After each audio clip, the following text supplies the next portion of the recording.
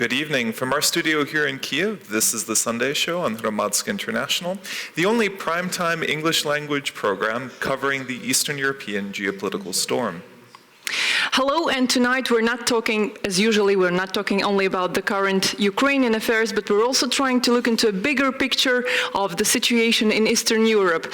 Tonight our team has prepared several themes for us all to look into. We will, of course, look into the latest peace plans coming from the West. We will talk about the possibility of arming Ukraine and getting weapons from the United States or one of the, or several probably, NATO members. We will also get some latest stories from the East and from the Munich Security Conference.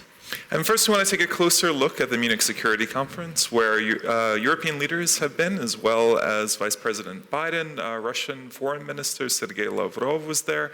And we want to check in with our own Natalia Gomanyuk, who's been there and is still in Munich, to get a sense of what's going on the ground. Natalia, can you hear us? Are you there? Natasha, hello, do you hear us? We'll get to it in just a minute. This has been a major event this week with European leaders traveling quite a bit.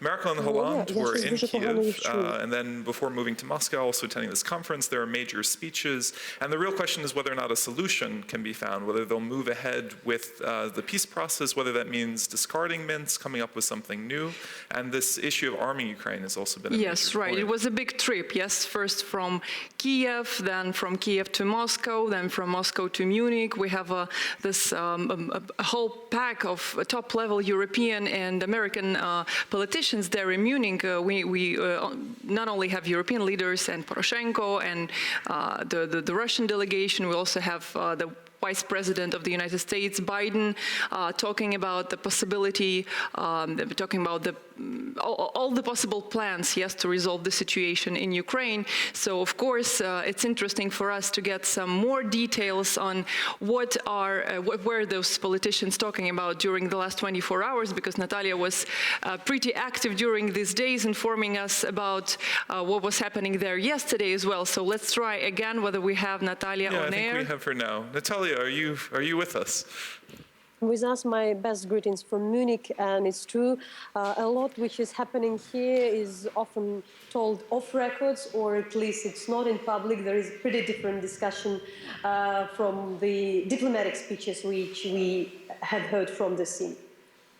And what's been new in the past 24 hours? I mean, there's been a lot of news coming out of there. Sergei Lavrov had given a speech. Others have been giving speeches. What are the latest developments? So it's, again, not about the speeches, but about what's happening. And the key issue is if this Minsk agreement is dead or not, meaning this process which the requirement of which is the sealing of the Ukrainian-Russian border and immediate ceasefire. And what we now know so far, there will be a meeting in participation with the Ukrainian president, the Russian President Putin, and as well German Chancellor and the French President in Minsk on Wednesday. And this is most probably the biggest result of these days, because yet a night before, both German and French delegation, they were not optimistic. And what is important, that it's considered to be a decisive moment for the last months, because it's more like considered, what I understand from talking off and on the records with different officials, that this is more or less the last chance to save the Minsk, because of what had happened in Moscow during the last days.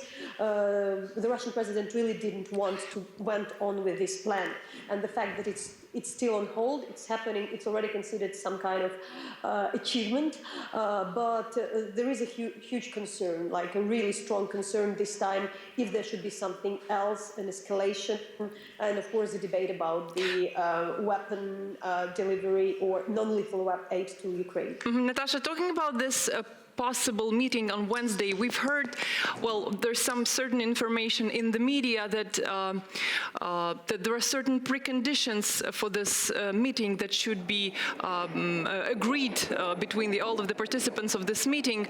Did you hear about what are these possible preconditions of this meeting, because if we're talking about Minsk Accords, we already know these preconditions, we already know what's on the plan, so what's there? It's never on paper, but what is said. So from the, let's say, Ukrainian side and the European side, there is more or less idea that there would be a buffer zone, which is a 50 or 70 kilometers away from the separation line, and maybe some further autonomy. That is what more or less the Ukraine want and European support. And the first demand from Putin, there was a discussion about this so-called Putin plan, was like totally forget about that and have a huge autonomy for Donbass, not just the occupied territories, but as well the change in the Ukrainian constitution and the election, so legalizing the fighters, the rebels, but that was not on the discussion, at least now. So there is expectation for Wednesday.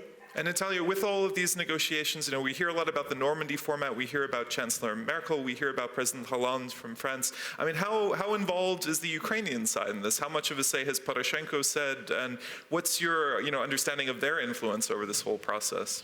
So there is a huge involvement of the Ukrainian president. He was here meeting with Biden, with Poroshenko. There was a bilateral meeting. There was a meeting with European High Representative for the Foreign Affairs, Mogherini, and all kinds of the different people.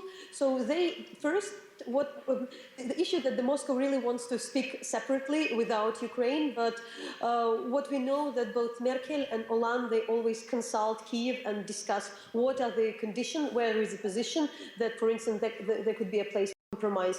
But I would remind that it's really, there is a huge concern about like really violent and maybe escalated way at this stage. So it's more than ever I've heard within the last months.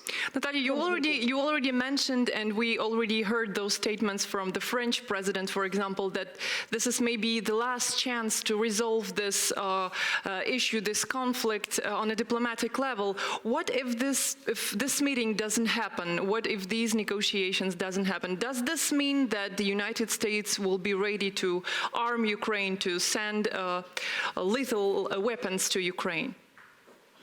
There was more or less clear sign that there is no hope, and even Merkel and the German foreign minister and the French foreign minister, they, or at least on some different discussion, mentioned that there is very little hope and that we don't think that Vladimir Putin is ready for any concession or for the dialogue. The issue is about what is effective.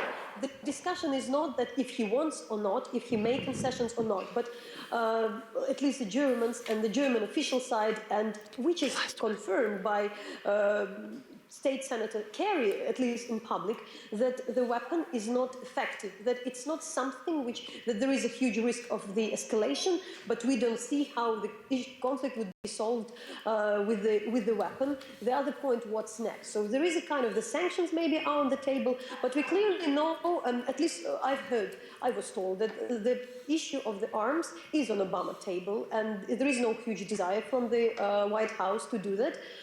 Tomorrow, Angela Merkel will be in Washington, and then she will go to Canada. So there would be coordinated situation by now. But it's all about the effectiveness, because there are arms, there is conflict, there is fight, and nobody really understands clearly if the weapon could be there. But there is also discussion about lethal and non-lethal. I guess you will have the great discussion in the studio later. Natasha, thank you so much for your information. We'll be waiting for you here back in the studio. Maybe we'll have a bigger discussion here in the studio in Kyiv. Meanwhile, we have our guest tonight in the studio, one of the leading Ukrainian military experts and a former Deputy Minister of Defense who served during probably the toughest times in Ukrainian history, in Ukrainian military history. Getting back to the question of the probability of arming Ukraine, of getting the arms from the United States or one of the NATO members. If we talk about the current situation, what is Ukraine facing right now? What kind of weapons do the separatists have now? We know that the conflict shifted, and throughout this time, probably there were different kinds of arms. What do we have now? Answering your question, I would suggest we have to remember that we are fighting the type of war where the armaments play a secondary role. And it is a bit artificial for me to pay so much attention just to the issue of armaments. But it does matter. We have to remember that this is just one of the key aspects of this war. But the more important one is the situation inside Russia, where Kremlin regime created parallel reality, and combat actions are actually secondary. They are subservient to the propaganda instruments, which are the channels to create a picture for internal consumption. This is for the start. But going back to the essence of your question, I would say Ukraine will defend itself regardless whether the United States will offer armaments or not, or any other country offer or not. First, we still have certain instruments in reserve, like increases the number of troops, using more lethal armaments which we possess, or buying arms elsewhere, not exactly in the United States. And the difference between supporting Ukraine in this fight or not supporting Ukraine, as Germans say, which for me is the same as pushing Ukraine to surrender to what Putin wants, because otherwise he will not stop this aggression. But to focus, when we look at this debate about whether or not to provide lethal aid, a big question that comes up in particular for Americans and other experts is they're looking at this question of escalation. There's a fear that by sending weapons that the conflict would escalate, that heavier weapons would be sent to separatists. But there have been reports that over the past months, in particular since the Minsk Accords were signed, that that the separatists have demonstrated have become larger, they have more armored vehicles, they have better artillery, stronger artillery. Yes, we've heard that maybe they probably are, now they possess even some really super modern tanks, which only Russia has. So maybe we could go and be a little bit more specific about what Ukrainian army is really fighting with at this moment. Well, Ukrainian army, with all its strong and weak points, still is capable to fight. We are not talking about offense. We're talking only about defense. And those who talk about escalation, they don't offer alternative. So if we don't defend itself, then what? But I mean, has there been evidence that this has increased? Because we used to hear a lot about Grad rockets coming from separatists. More recently, we've heard a lot more about Smerch and Uragan, which are more powerful And then weapons. The question is, so what? We are fighting the war. And no, the question is, it plays a key role in the war, and how civilians are affected, what's damaged, and what weapons are needed. Okay, thank you for mentioning civilians. Indeed, we mentioned the traditional combat war. We mentioned information warfare. You mentioned civilians, which is humanitarian crisis. We have to look into this combination, mixture of aspects and not artificially separate one of those. Of course, Ukraine military is capable to deter separatists at the moment without major Russian escalation. But this is what we're asking exactly. Supporting Ukraine with some bits of defensive weapons is just actually, will not provoke major escalation from Russia. Because they are not using something more bigger that they have been using. I mean, the Ukrainian army right now is capable of defending itself, but we know that it's not about the rebels, it's about the Russian army, which is modern, which has lots of force. So we're asking what Ukrainian will probably face or is facing right now. Ukrainian army is facing a continuous offensive, which Ukrainian army successfully rejects. And we can continue this way for months and months again.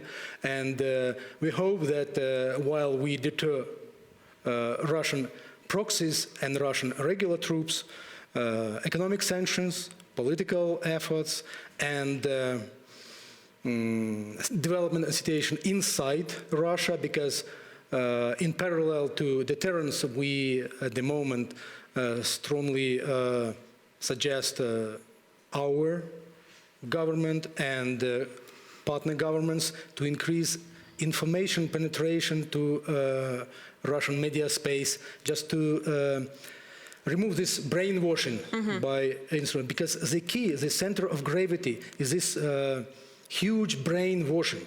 They invest billions of dollars into brainwashing of their population. Propaganda, yes. And well, this is the key problem. We can fight and fight and fight. We love to fight.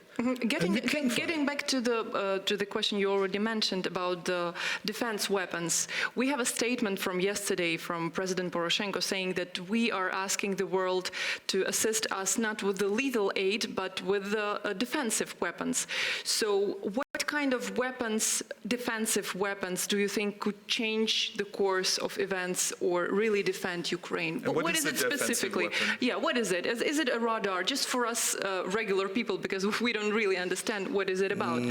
Okay, I will start answering, but please don't interrupt me, because sometimes when you interrupt, it's problematic for me to finish my we're just logic. short in time. First of all, lethal weapons should remain on the table, because lethal weapons is too foggy term. It can start with a handgun, which is lethal, or a grenade, going through rifle, machine gun, and up to missiles. So what we are talking about, because those scarecrows, when you say lethal weapons, they immediately may imagine nuclear bomb, for instance, also lethal weapon. So it is important to be specific. What actually we are talking about? And there is no specificity, and it's one of the problems. Then about defensive weapon, or defensive equipment, by the way. We started with meals ready to eat. Then moved in our cooperation to body armor, like helmets from Germany, flak jackets from France, from volunteers, different equipment, starting from night vision goggles to navigation equipment and improvised unmanned aerial vehicles. So legally, according to international norms, Ukraine and United States trade arms for many, many years. So should we stop this trade of arms? Ukraine actually was selling arms to these states. We can buy legally arms. Do not, let's say, if you are so sensitive, do not give us a present. Sell us something on the market, and not necessarily United States, maybe Poland or Sweden or Israel will sell us what is the definition of defensive arms, though? Because when we're talking about things that can destroy this is more tanks, specific. For instance, air defense systems, they are clearly for defending certain either objects or troops on the move. They are not about to attack someone across the border. So but we don't talk even about that. We are talking at the moment basically about radars, because our major losses are coming from Russian artillery, and it's problematic for us with obsolete target acquisition equipment to be on a par with Russian artillery, because in fact, separatist artillery is almost 100% Russian regular troops. But radar systems are what they already have. I mean, the Ukrainians have received that from Western partners. So what is new here that they're trying to get? They received, first, a very limited number, second, rather outdated things, active radars, which are not that difficult to target and destroy. So we hope that we can get more modern radars to be on a par with modern Russian radars. This is just if we talk about radars. But there are other things in terms of intelligence equipment, in terms of navigation, in terms of secure radio, in terms of radio jamming, which are not shooting type of, not lethal basically, but defensive equipment. And the last question, because we really have to move forward. How do you think, so is this military aid inevitable? So there will come, in your opinion, come a moment, will this... Well, specifically lethal aid. A lethal aid, yes, lethal military aid. Well, you are again about lethal. Frankly, for an expert, it's artificial. United States already for years was through foreign financial program supplying to Ukraine, to Georgia, to Moldova, to many partnership for peace countries, certain limited number of Humvee armored vehicles, limited number of radio stations, just to have interoperability during peacekeeping operations. I don't see any problem of increasing the number of light armored transportation vehicles or secure communication equipment or a certain number of guns or machine guns which you can buy on the market elsewhere. And so not changing things. All right, well, it's so interesting to hear your perspective. But the major difference, we will have less losses, less killed by more high-tech at the moment, because Russia invested in high-tech, more high-tech Russian artillery, Russian possibly aviation assaults. We have to move to our next segment, but thank you very much. Thank you very much. We really appreciate you coming. Continuity there.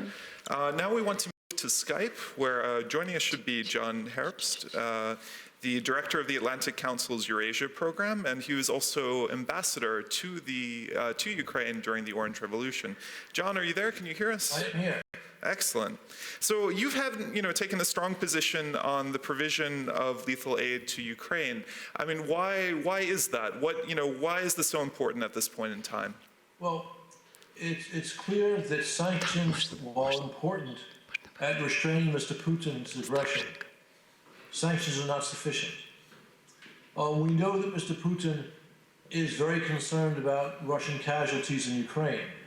He is lying to his people who do not want Russian soldiers fighting in Ukraine. So casualties undermine his war of aggression against Kyiv.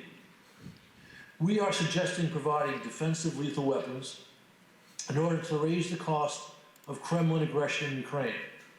If we provide such weapons, for example, anti-tank weapons like javelins, it means that if Russia increases its aggression, tries to seize more territory in Ukraine, they will suffer more casualties, which will make it harder for the Kremlin to continue its war in Ukraine. Now, a question about that, because a major criticism of providing lethal aid to Ukraine is concerned that it could further escalate the conflict. But the javelin, which you mentioned, which is a weapon for destroying tanks, heavily armored vehicles, I mean, that seems to already imply a certain escalation. It implies that separatists have more heavily armored and powerful vehicles than they used to. Is that fair to say?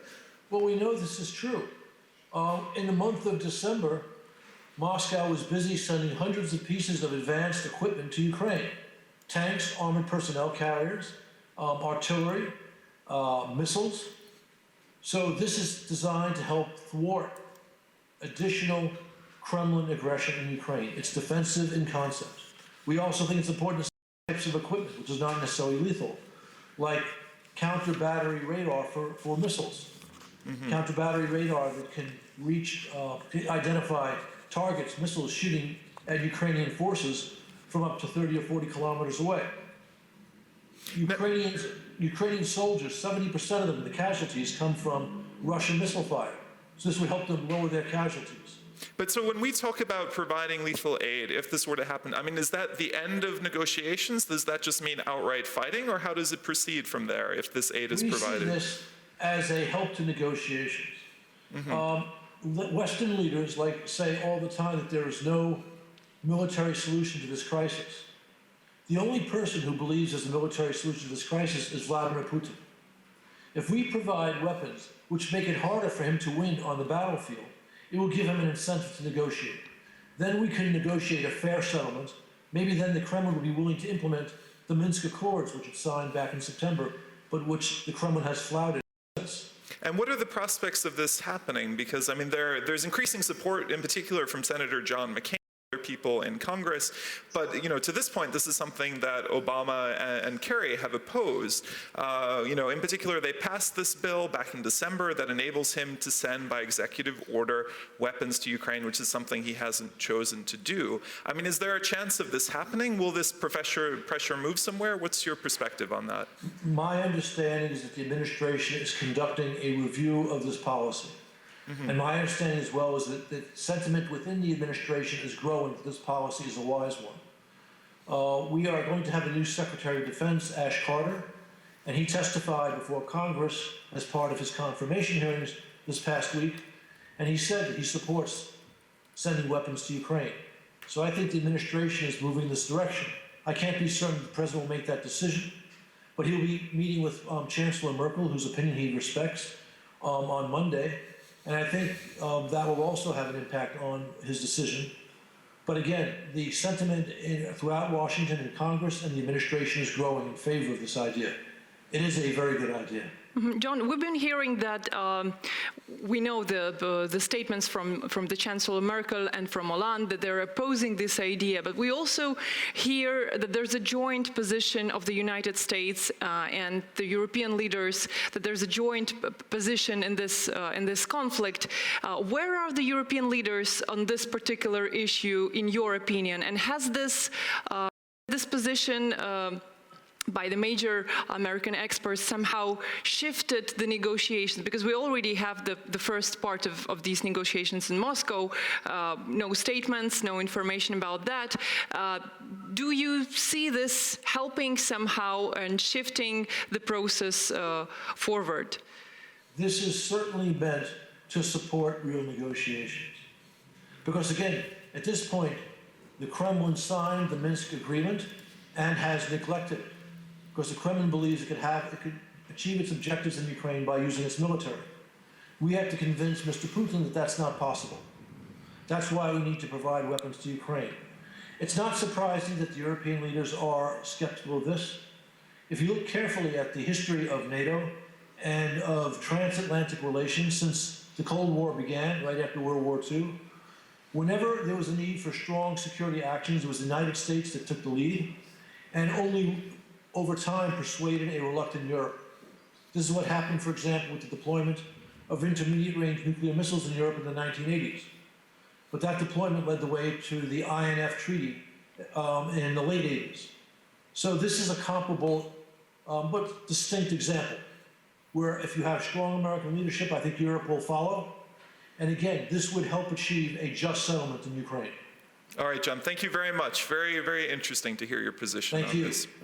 And we'll be moving forward to hear some other perspectives on this question. We will now try to contact Michael Kaufman, an expert in Russian and Eurasian affairs and policy from the Kennan Institute from the United States. We know that Michael has already given some interviews to Ukrainian media, which caused also some discussions. So we'll be really interested to hear what's Michael's position on this question, on the probability of and it's arming important Ukraine. to point out this has been a very heated issue this week. In Ukraine and outside of Ukraine, there have been a lot of different op-eds in major publications, both for and against. It's a serious issue. And, you know, it's interesting because there are professional opinions, there are people working in the military sphere who take a position on it, but then there are also different political leaders, and for a lot of different reasons have... Lots of emotions, I would say, as well. Connected to it, too. Yes, that we have lots of emotions around this issue here in Ukraine. But it's really interesting to have the bigger picture, right? To have several perspectives on this question. So do we have Michael on Skype with us? Michael, good evening. Oh, that sounds good. Thank you so much for joining us tonight. Michael, we would like to hear your opinion on the probability of getting lethal military aid from the United States to Ukraine. What are the perspectives in your opinion? Well, there's a very active debate going on in the United States in the last week. The debate was launched by colleagues of mine, people I used to work with as well, a number of people who wrote the Brookings and Atlantic Council report, which recommended sending weapons to Ukraine. The perspectives are such that the U.S. administration has been reluctant to do it, and as you clearly heard this week, Germany, France, and other major European countries are also reluctant to send weapons. However, there's a big political push to do something to address the situation in Ukraine, right? So right now, the perspective is that if we are not willing to send weapons, then we need to achieve some kind of a legitimate ceasefire and the path towards peace in Ukraine. If that fails, it's pretty clear that at least the administration in the U.S. is leaning towards sending weapons as the alternative. I think that question may be decided as soon as next week or the week after. That's the current debate that's going on here. Mm-hmm. But in your opinion, what exactly made this probability or this step from the United States change in the eastern Ukraine and in the region at all? Yeah, well, here's the thing to the U.S. hasn't changed its mind. It's clearly pretty reluctant, and there's a lot of criticism here in the United States of that proposal because there are a lot of very intelligent, knowledgeable people who question whether or not it will really accomplish anything for Ukraine.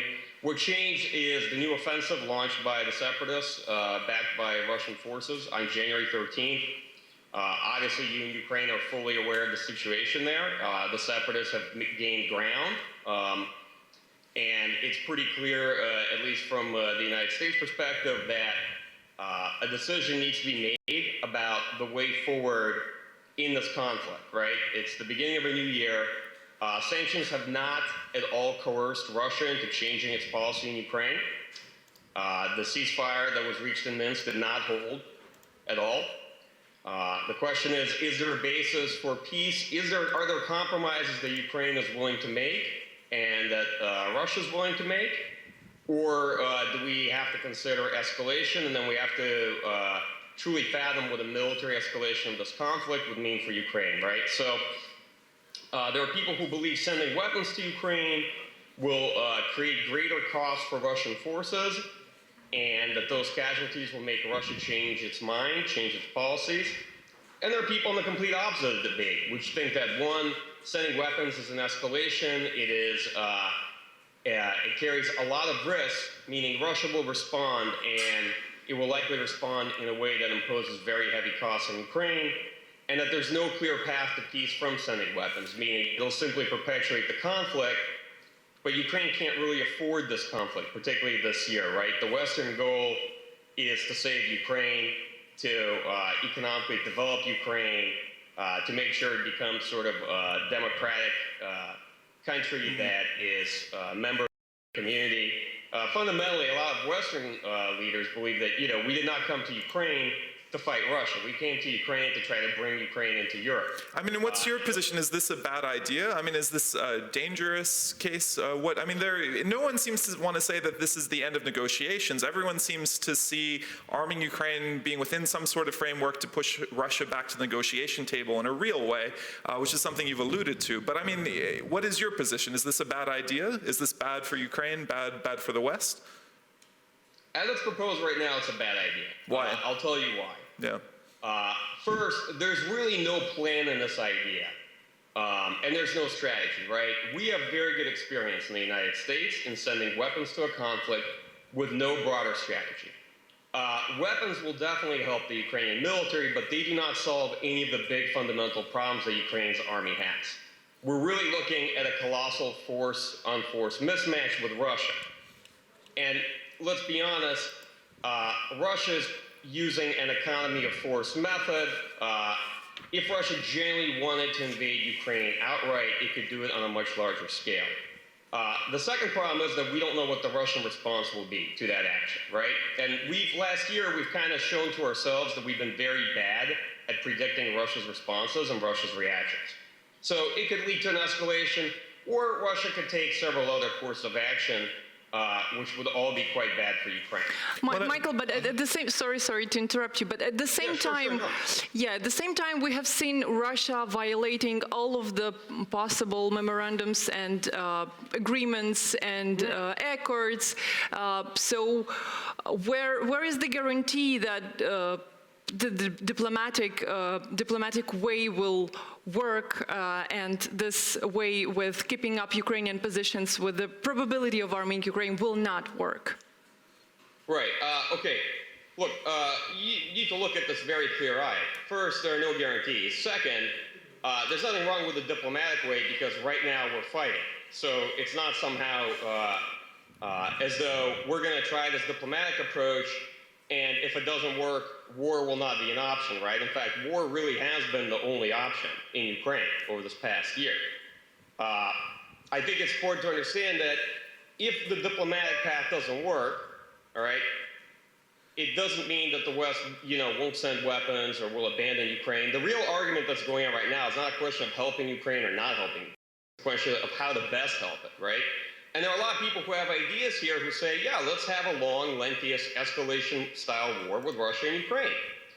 Maybe, we can use a lot of the methods we used in Afghanistan. And obviously, there's a lot of intelligent people who say, hey, we don't want Ukraine to look like Afghanistan. If the cost of beating Russia mean turning eastern Ukraine into Afghanistan, that's not something we necessarily want or a cost we're willing to pay.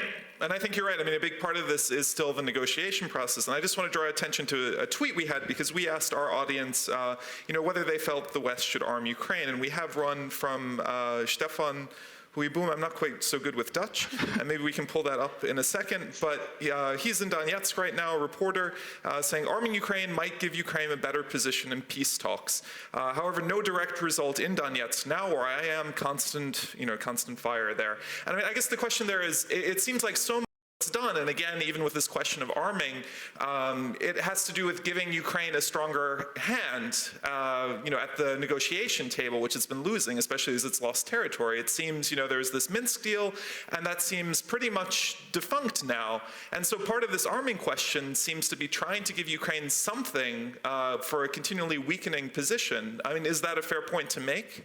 No, because Ukraine's problem is not a strong hand in negotiations. Ukraine's problem, frankly, is not the terms of the negotiations themselves. I think it's pretty clear to most people involved in managing the situation in the West that the problem is that the terms Russia wants for political settlement are kind of mutually exclusive with what Ukraine's political leadership is able to deliver. And the same is true on the other end, meaning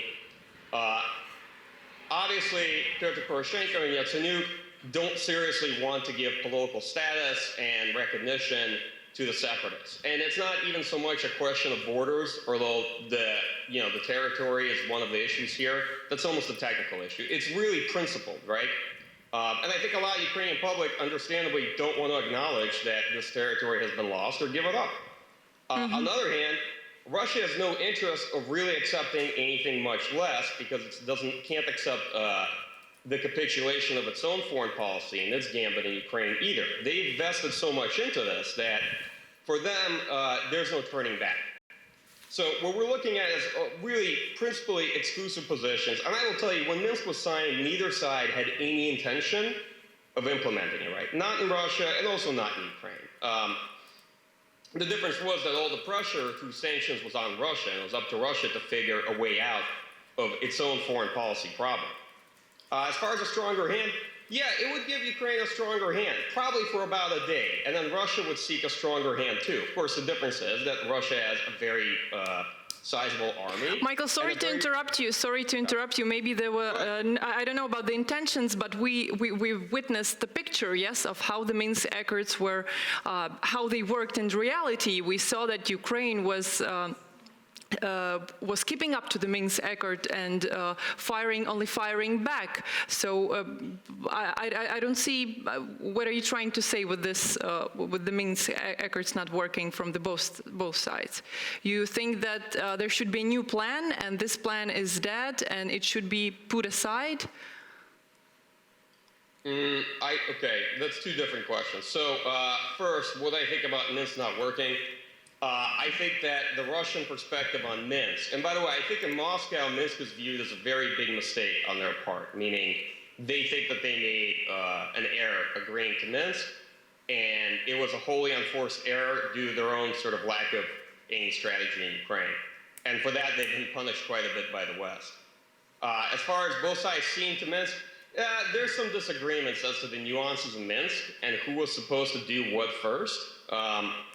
It's pretty clear whatever the political recognition of special status law that was passed in Ukrainian Rada was very sort of opaque and did not seem to be what the Russians were looking for the separatists. I mean, the biggest problem in Minsk is sequencing.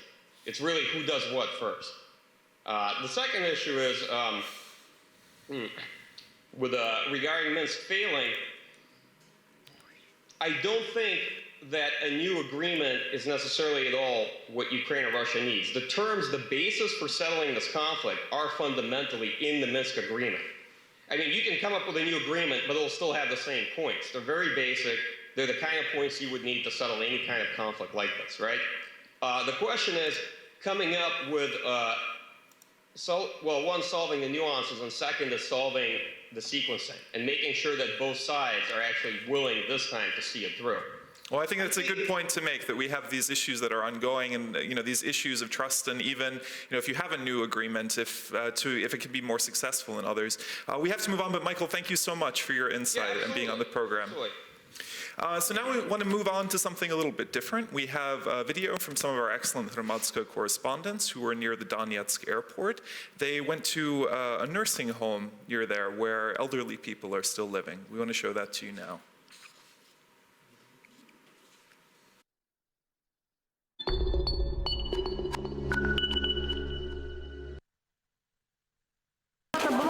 Вам вообще говорили, чтобы уехать с этого тоненького, раз тут такие бои? Была, конечно, как начали только бомбить. А куда мы поедем, если мне некуда ехать? А вот организовано. Все-таки у вас такое учреждение, что может вывозить? Как организовано? Мы просились, мы вот сейчас уже просились перевести нас куда. Мы пенсии полгода не получаем уже. Ни мыло купить, ни шампуня, ни порошка. Сами стираем. Ни таблетки купить, ничего нет. Как часто кто-то приезжает, какая помощь, гуманитарные люди, кто приезжает? Приезжали, вот на Рождество нам привозили подарки, военные вот это, и крупу, и печенье, и сало, и консервы, только военные. А так бы мы без военных бы с голоду уже умерли. Ото, що нам підкинуть солдатики, те ми живемо, а це вже нема середнього ні світу, ні тепла, нічого. Не живемо, а доживаємо. А расскажите, чем вы вообще занимаетесь здесь, когда вот... Мы все больные здесь в основном. Чем мы занимаемся? Чем ви? Сліпі, хромі. Так не бачать. Да голодом. Ми надіємося, хоча б нас поховали вже так, як нас. Я сюди на похорони. Ті, що ми по 52 роки проработали, і нам не дають пенсію. Нас поховати, ось в 7-й місяць нам не дають пенсію. Я поваром працювала всю життя. Де? Поселок Очеретин, ось рядом. Клинический лаборант. А вы кем работали? В селі.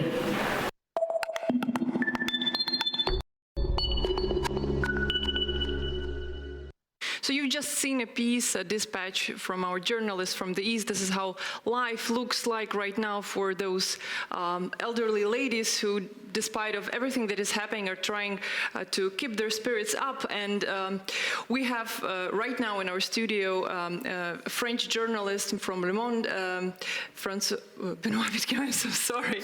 Benoit, thank you for joining us tonight. You just came back from the East. You've been on both sides. You posted on Facebook a terrible picture, yes, with a smirch, right, that landed just right somewhere close to your car. Could you tell us more about this incident? How did it happen? Where did it happen? What were you thinking? Something important in this incident is that this smirch did not explode. So that's why I'm here to talk to you about it. And it happened a bit south of Gorlovka, between Enakievo and Gorlovka.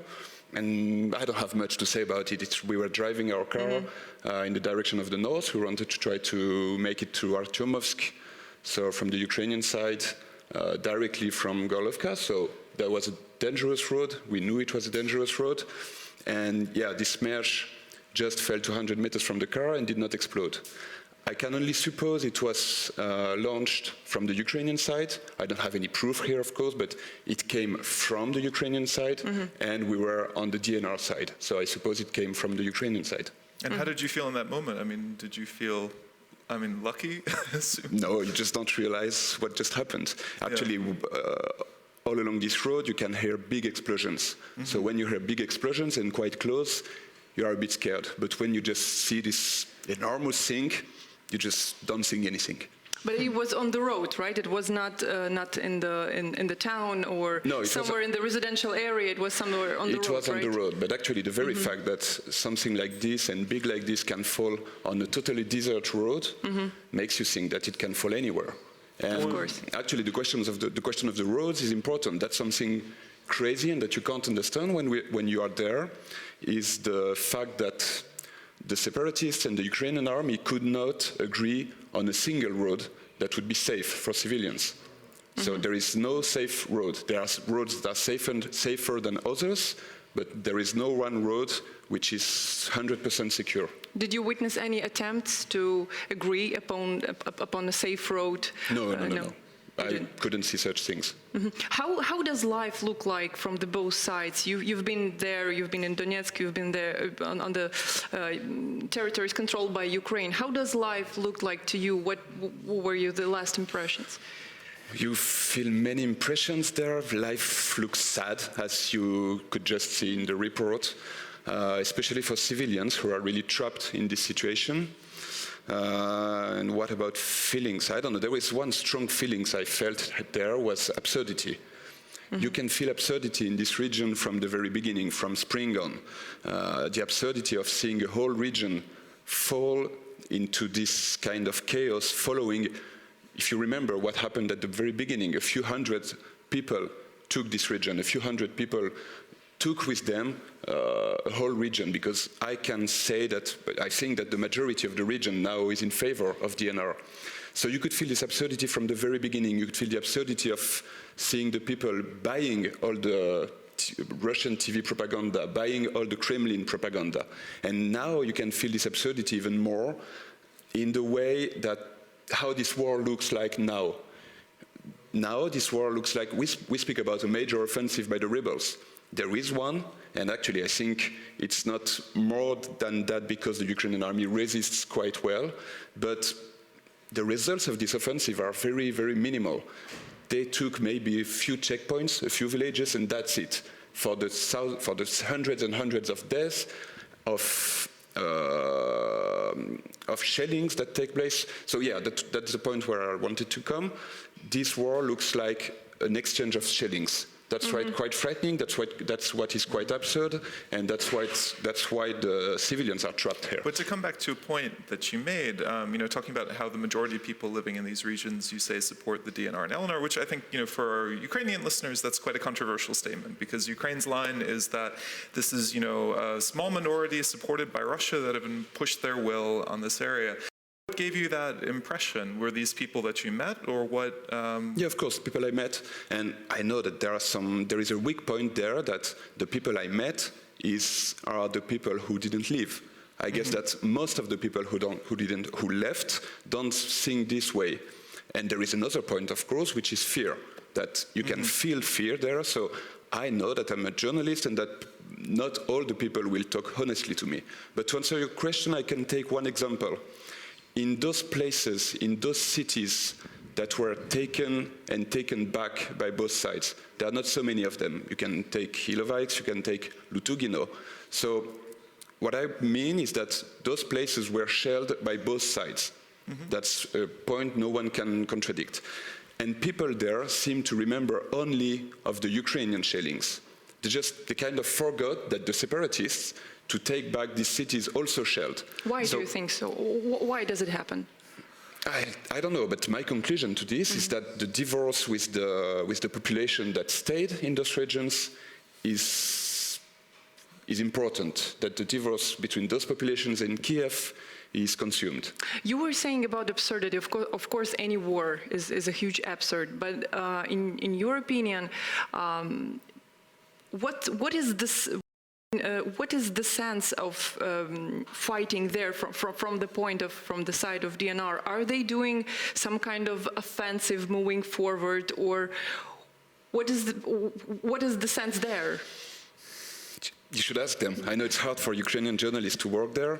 If you ask them, you hear those 10 times heard speeches about fighting the junta, defending their homeland, which sounds like absurdity again, but that they believe in. But they would like to move forward, or? Yeah. I think there is a mix of ideology there. I don't know if you can call it that way, that all the land, all the Donbass should belong to the separatists. A lot of them believed in that. And I guess that they are war people, they are war commanders. They don't know how to hold the region, they don't know how to rule it. So making war is something they can do. But to turn to a question to our viewers, because we asked them, because it's a unique opportunity to get experience from someone who's been there. We had one Twitter user named Jacko Quintanilla, if I'm not mispronouncing it, and his question is, what's the impact of the lack of access of Ukrainian reporters inside Donbass, and could it change? And the reason that's interesting is most of the coverage of Donbass from the separatist areas, it's foreign correspondence. True. It's from the West, there's some Russian correspondence there, which, I mean, is interesting, certainly a lot of work being done, but what is the impact of that? How does that affect the coverage? And, I mean, have you known Ukrainian journalists who work there? We've had a few that have been there, but it seems harder. There are very few of them. I would quote, I don't know, Katya Sergatskova. The impact, it's hard to say. No, actually, you can feel that when you come back to Kyiv. And so I will say something that I would not, if I was talking to a French audience, I would not insist on that, but I think it's important for the Ukrainian audience because you can hear some myth also from this side. And actually what we just discussed, the fact that a major part of the population is supporting the separatists, that's something that maybe if more Ukrainian journalists were working on this side, they could feel, they could report on that. It's important. And in the same way, in the same spirit, the fact that, of course, this war was launched almost 100% by Russia. This is something I won't deny, of course, but there is a strong part of this war, which is a civil war.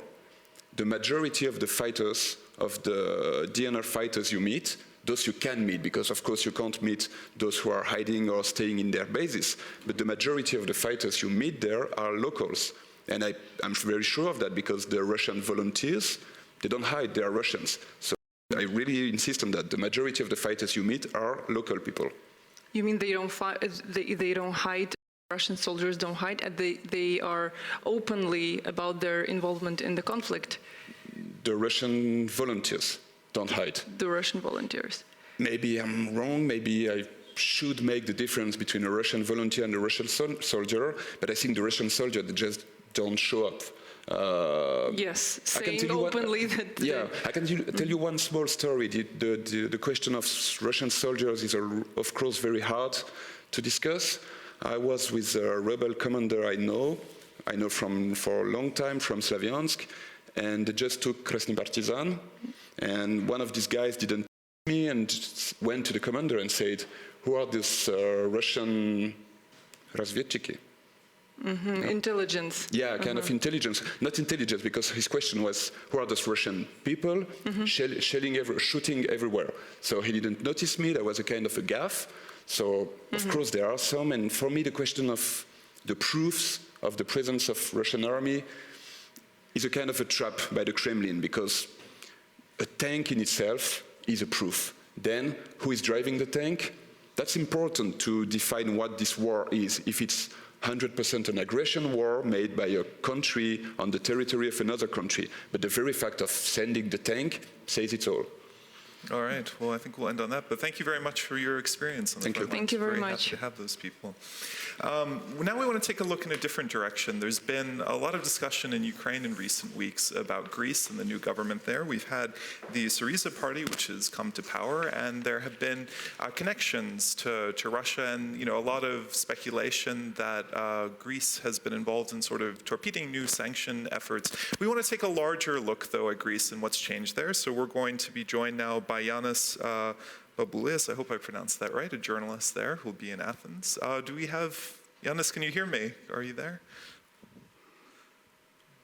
Looks like we might need another minute for that. How are we doing, Yanis?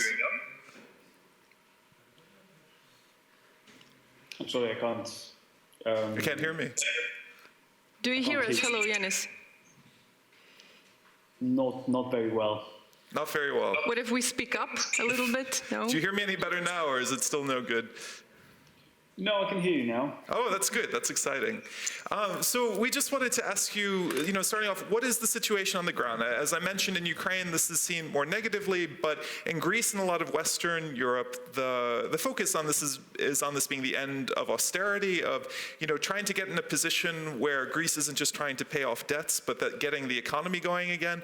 What is the mood now? How is it perceived? What's changed? Well, in the Greek streets, the mood is actually filled with hope these days for a change.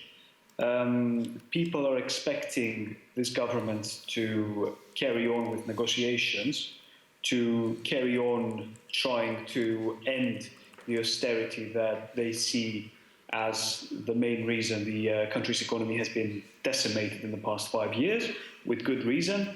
And we are seeing for the first time some people demonstrating in support of the government, whereas in previous years, at least for as long as I remember Greece's history, we've never had a demonstration in support of the government. And today, it's a good day to be having this conversation because Alexis Tsipras gave his first speech in the parliament as the Prime Minister of Greece, and he stated that they intend to end austerity. They intend to restore all the injustices that they're seeing have essentially been exacted on Greek people by the Troika and by austerity. They have hit all the right populist notes of taking away some of the privileges that politicians have been enjoying in Greece. They have declared war on We've the gotten a Greek certain oligarchs. sense of that, too. I mean, we've seen the images of the finance minister going off to Frankfurt, I believe, to renegotiate all of this. But I mean, when it comes to Russia, which is what's focused on a lot in other countries, I mean, are people in Greece, do they talk about Russia at all and those connections? What's that situation like? Well, as I said, the foreign policy bits are not as clear-cut as the domestic ones. I know what I know that certain moves that the Syriza government has made have sort of hit some alarm bells in Ukraine. I imagine. Well, I mean, one of the alarm bells is there's an image of the new foreign minister, whose name I hope I can pronounce, Nikos Koutsias, and they found a picture of him with Alexander Dugin, who's a Russian philosopher but also fascist. So there's been connections there and concern that somehow Greece could be a part of this program or furthering that agenda. Yes, I'm aware of that, but the details of that are a bit shady because Koutsias from his side says that it wasn't him that invited Dugin, and he was asked by his university to act as a guide, essentially. So it's a bit, those details are not clear, and I'm afraid this has been a case of people outside Greece trying to find points for which to use against Syriza, and that's an obvious one, but all the evidence that has pointed to this relationship, all the evidence I've seen personally, and I'm not, if someone has more, please let me know, are at best circumstantial. Now, in terms of Syriza and its relationship with Russia, I think they like to pretend that they have a card, that they have the card of Russia in their hands. And I think wants to overstate this card that Syriza might have. It's essentially a game of poker, and everyone's using everything they have. So it could be their bluff. All right, well, I'll have to cut you off there, but thank you so much for joining us and giving us the view from Athens. Thank you, Yanis, so much. We'll now be moving forward to our final part of our show, which we, all of us, traditionally very much wait for, because it's not only about politics, it's also about art, society, and we have with us tonight Lesia Homenko, very well-known Ukrainian artist. She is a co-founder and member of the artist group called RAP. She was also shortlisted for several prizes, like a Pinchuk Art Prize, which is Generational Art Prize, and also very well-known Kazimir Malevich Art Prize. So Lesia, we will start from some of your work during Maidan. You were making portraits of people there.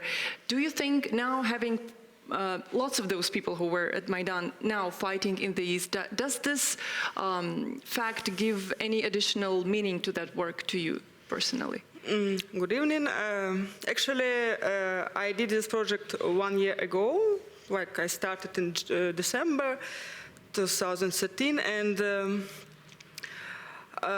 it was not just the documentary project. It was conceptual experiment for me as an artist, how I could act as a professional in this utopic situation which was on Maidan.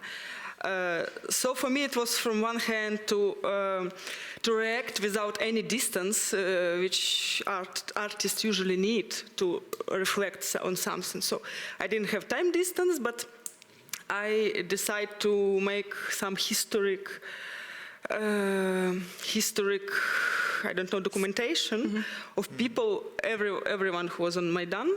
And I explained to those people, which I make portraits, that they are part of the history. So we started discussions.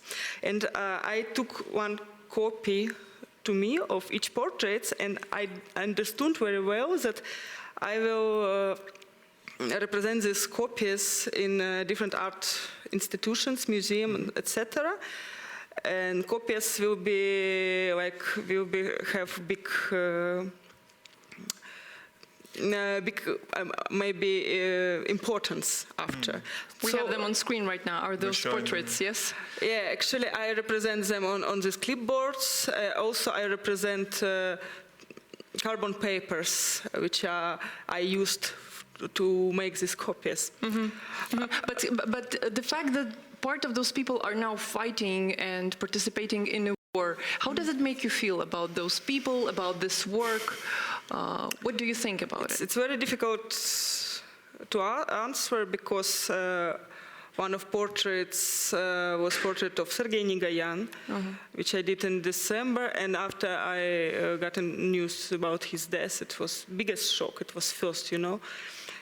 And then, after this violence and war developed and ran forward, for sure, I lost this attention to follow every news. And I maybe myself, as well as a lot of citizens, really disappointed in this informational war and frustrated. For me, always it was a big question, why we calculated this is by numbers. Or 1 death and 1,000 deaths, is it a difference between it? For me, it's open question still. What is the role for artists in these sorts of things? Because there's a big pressure to document, and for artists to play a role that not all of them have done before. People do different kinds of work, but in times of tragedy and big historical events, to react immediately. There's an expectation to have a commentary on that, when that's not every artist's focus. I mean, what is the atmosphere like for artists now? What's expected of them? And what's the pressure? Actually, it's most difficult question and most important now for me, because during last year, I've been a lot of time abroad in the West, in different conferences and different exhibitions. This must be all they want to talk about. Actually, and my position changed after this, because when I tried to discuss on this conference about how art could build its language in this very difficult situation, I spent that the public and even professional public react on me like on witness, but not on professional. And on participant, participant and witness. For example, when I read these portraits, a lot of question was about people, but not about my approach, artistic approach, with Maidan, for example. Not how I build this relation between reality and art and building new knowledge, but what I have seen. And also, West doesn't inform it very well, you know. And on different vernissages of exhibition, a lot of question was about different kind of information, like about news, about elections, about war, what people don't have in their media. So I realized that art is in big concurrence with news, with media, and it's a really weak position of art. And now I'm focused on such... That art can't inform well, can't give information well, or what's the weakness of that? I think art doesn't have to be informational and like usable. Art have to create language, always. And now art is in very difficult position. And Ukrainian art specifically? Yeah, because now we have a big interest for Ukrainian artists. But what could they say? We all know about art from military different territories, it's full of violence, full of, I don't know, dramatic images, yes, but I don't think that art have to follow this easy way, I would say. So for me, it's a very open question, and now I still trying to find different answers. How to act. For example, in last autumn, I made project. I visit course of first aid and make some notes and draws. But drawings was not about really task of the course. I was drawing like cookies, like catering, like window. That you adjusted from all everything of that. Unnecessary, and the project calls like a course of unnecessary drawings. That I show a certificate which I got in a frame. I represented as an artist that it was my part of my experience as a person who lives in a very extreme situation, in extreme situation with war. Which is the situation that culture is in. Well, I think we'll have to end there, but some very fascinating input. Thank you so much. It's a very interesting topic we've discussed here. Thank you so much, and thank you so much for being with us here tonight. We'll keep on working for you, so watch us next Sunday, 8 o'clock Kyiv time next time. Thank you. Goodbye. Bye.